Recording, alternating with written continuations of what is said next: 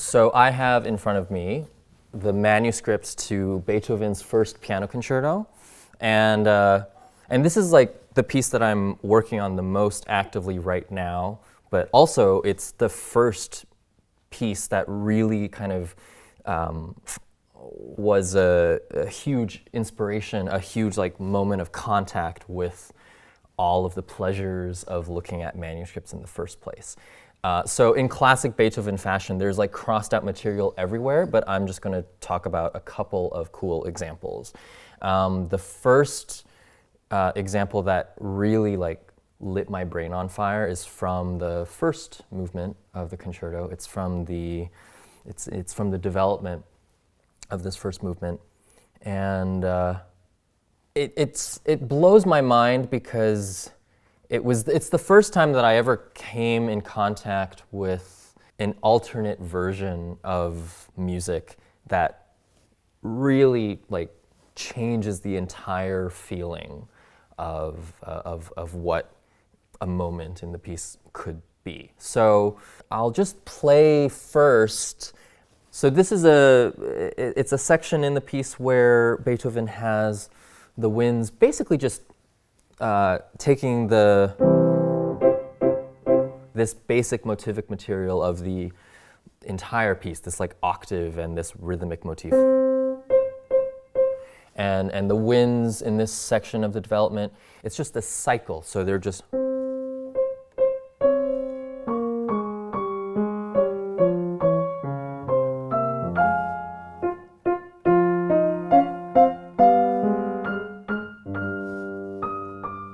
and underneath that, in the solo piano part, there are these triplets.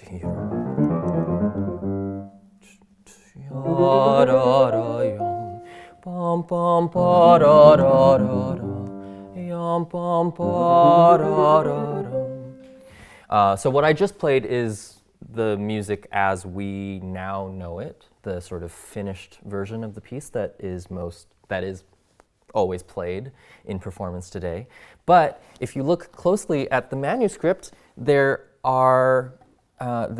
crossed out material in the solo piano part that really, really significantly changes the harmonic trajectory or the sort of pivot points, I suppose. It just changes the harmony, period. So I'm now going to play the alternate version that Beethoven, I'm assuming, wrote first before changing his mind. So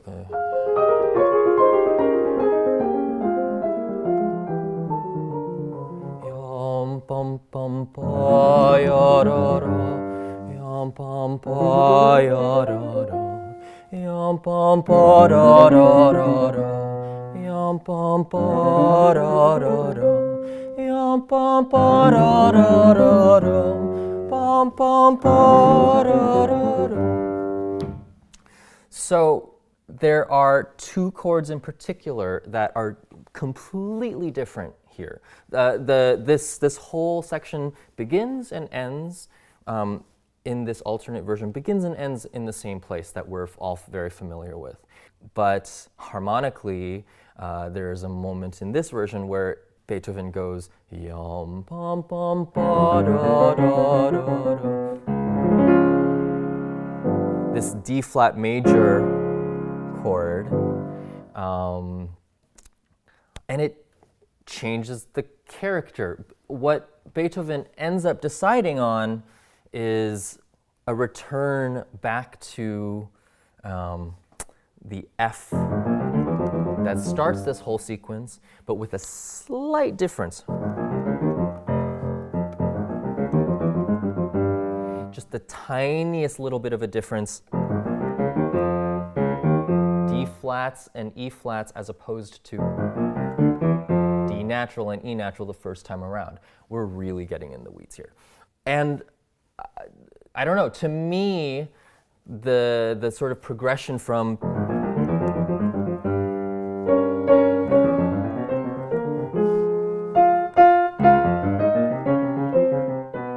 that's sort of Beethoven's initial idea. I'm sort of imagining like he's trying to create as much motion as possible, perhaps. Like the sensation he's going for probably is this kind of churning harmonic progression. And so it's like he's aiming for lots of change.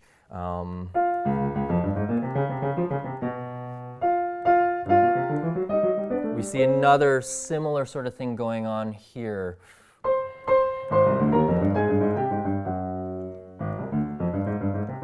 This sort of A flat major chord going into this, which he ultimately decides against. He goes C minor to this D dominant seventh. So, I mean, who knows? Maybe to you, this is just a tiny little thing, but for me, this kind of blew my brain open and was just this crazy evidence of possibilities not taken, paths not taken. So I'm going to play it all now together as it's written in the version that we're all familiar with.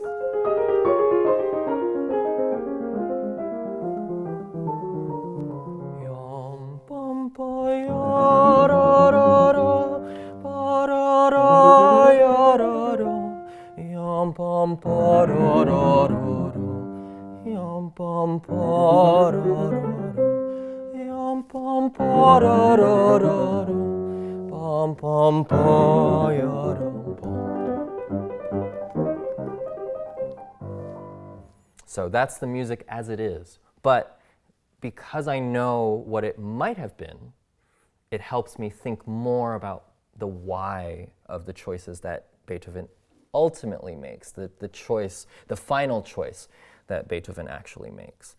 And so I can think about those questions, like why? Why return? What is gained by returning to this F? You return to something familiar, but then you move somewhere different. And the sensation of that is distinct from constantly moving into something different. So that's one example. That's in the first movement. The second movement of Beethoven 1 has just as many, if not more, crossed out things in it. And I wanted to just use one extended example of this because it's a great example of how I think most of the time when you're seeing composers kind of labor over their choices, they're usually making good decisions in the long run, I think. So this is something from the return to the opening material in this second movement. It's a restatement of the opening theme with more texture, with a little bit more rhythmic bounce. And I'm going to first play a version of this material, a version of the piano part that Beethoven ultimately decided against. So.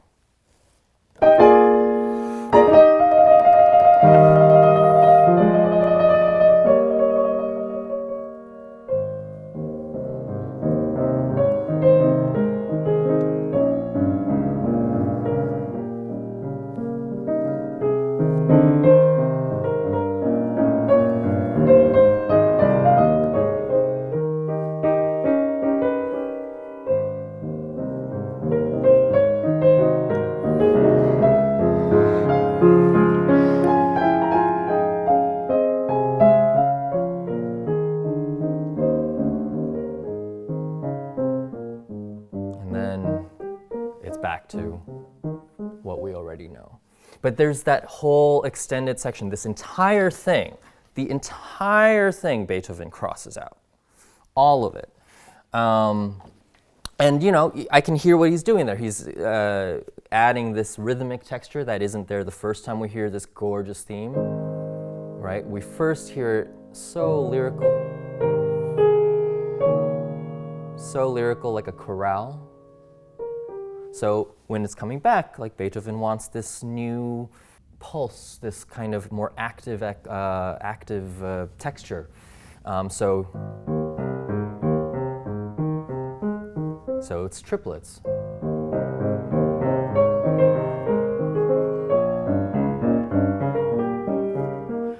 Nice, right? It's logical, but he decides against it without completely changing his goals. He decides on something else. So this is the music as we know it today.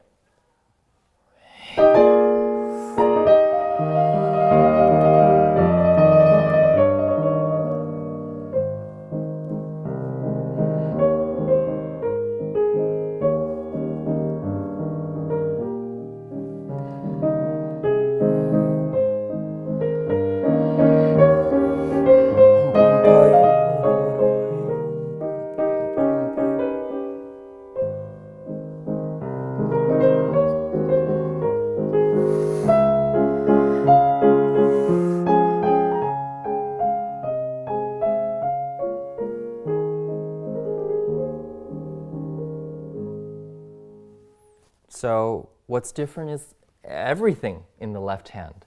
Instead of this kind of arpeggiated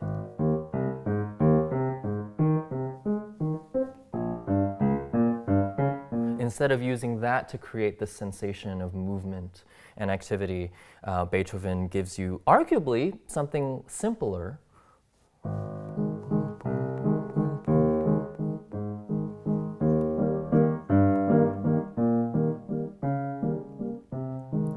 But what I love about this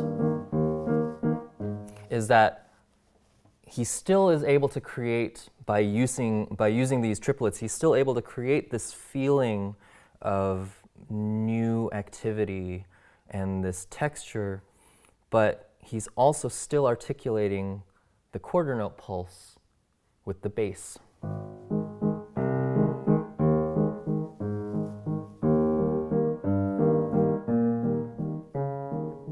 So you get something more multidimensional as a result. So this is another example that I just love of the choices being made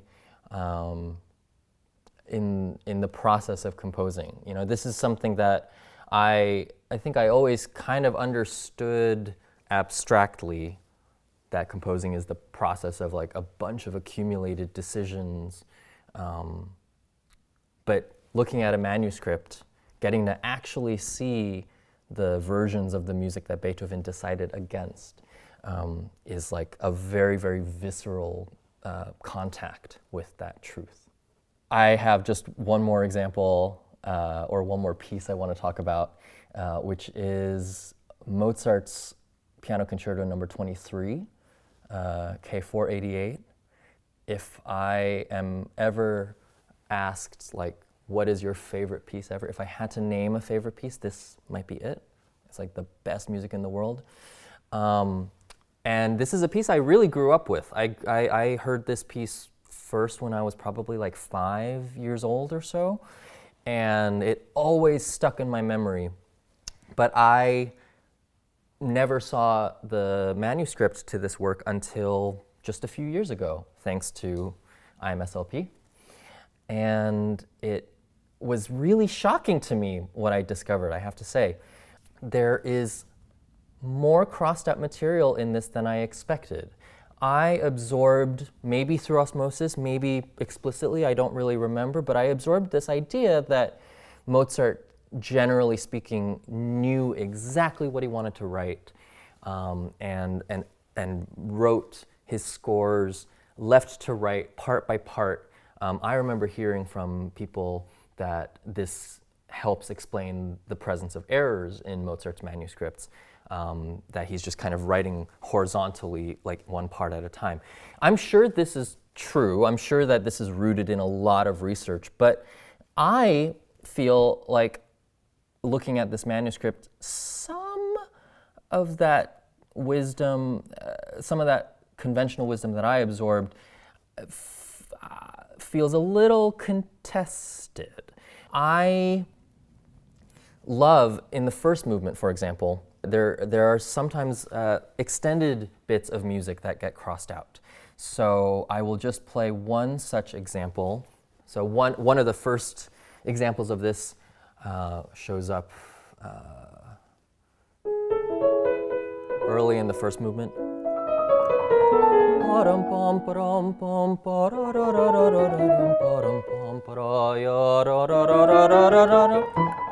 So there's all this music.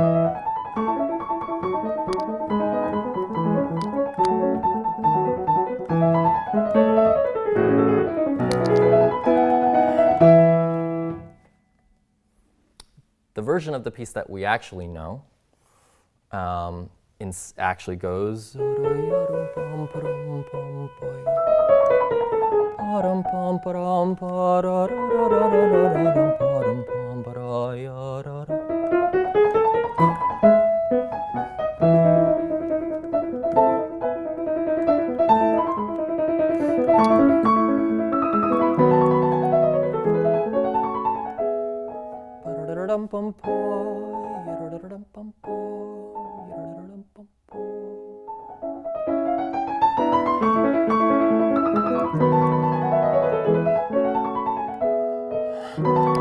Now again, after this, there's more crossed out material.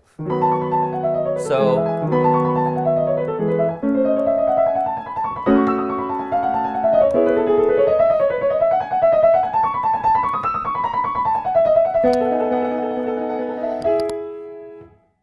but all that gets crossed out, and instead, how does it actually go in the final version of the piece?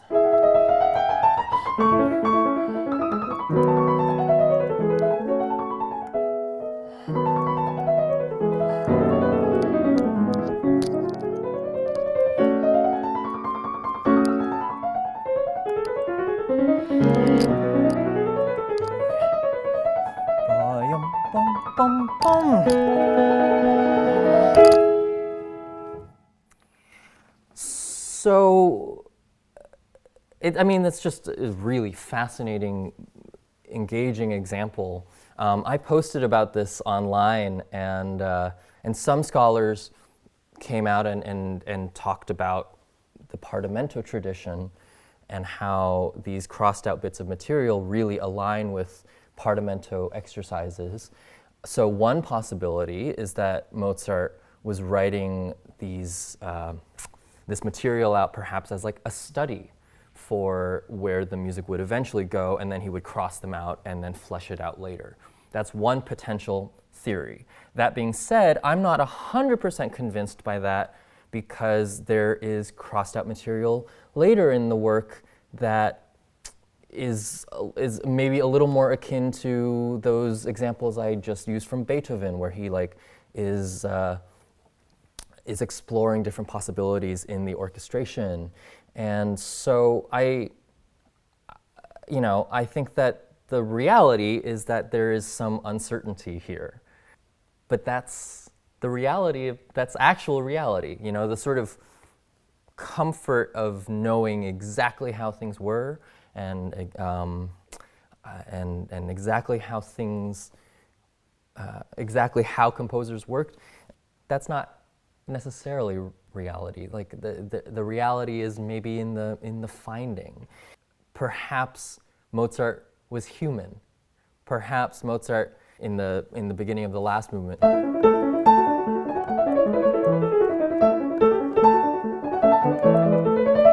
that's what Mozart initially. This is the version of the last movement that we know and love. This is the final version.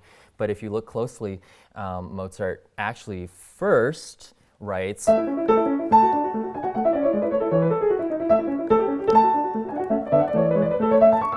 which is a lot of notes. But those last two bars of that 8-bar phrase are different initially. And of course, it's kind of interesting because this last movement is a rondo, so this material keeps coming back all the time. And it is in those last two bars of that main theme that Mozart is just always incorporating subtle changes. It's how we know we're continuing to move. And so, I don't know, I guess all of this is these are just a couple examples of the way in which I can maybe get a little lost in the details and get really, really granular with a manuscript, but I think it just opens up a lot of fun questions about why certain decisions were made, paradoxically almost, knowing that, that there are all these alternate versions, makes the final version that these composers are deciding on much more sacred in a way. I think that we often in a classical music education, especially early on in a classical music education, it's easy to think of these pieces as emerging, as like these moments of crazy divine inspiration, like emerging from on high. And looking at the actual traces of the hands of these composers opens up this other possibility, like maybe what we think of, maybe that feeling of divine inspiration, that kind of like seemingly perfect idea is related to the actual work of trying things out and exploring possibilities and making, active decisions. Maybe that and this idea of divine inspiration are actually the same thing. And so, yeah, that's why I love looking at manuscripts, and that's why I love IMSLP.